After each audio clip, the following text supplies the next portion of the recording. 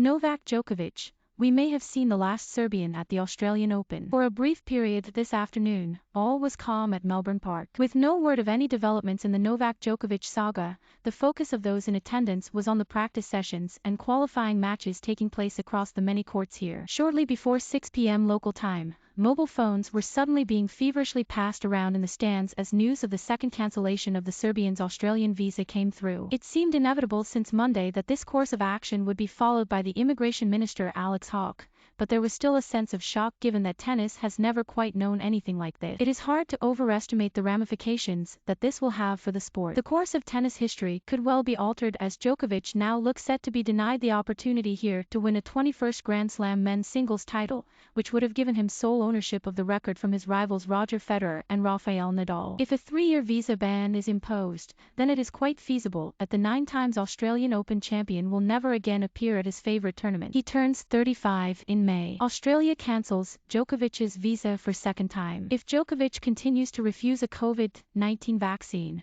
then he is surely going to run into further difficulties on the tour over the coming months. A growing number of tournaments across the world are introducing mandatory requirements for all competitors to be jabbed. It remains to be seen whether Djokovic has the will and patience to follow complex medical exemption processes in other countries after what he has gone through in Australia. Djokovic's name will remain in this year's Australian Open draw for now, as organisers wait to discover how his legal team will respond to Hawke's decision. Unlike Wimbledon, where the defending champion plays in the opening match on centre court, the top half of the Australian Open draw can be scheduled on day 2, meaning that Djokovic could potentially play his first-round match on Tuesday evening if an appeal is somehow successful. Insiders with knowledge of immigration issues believe this result is now unlikely. While Djokovic triumphed with his first appeal based on a procedural technicality, in which the Federal Circuit Court ruled that he was not given enough time to respond to his deportation notice at Melbourne Tullamarine Airport, overturning a decision by a federal government minister is more challenging. Hawke took 4 days to consider the matter, which suggests that he ensured his grounds for cancelling Djokovic's visa were rock solid. A standard process, usually used for withdrawals through injury,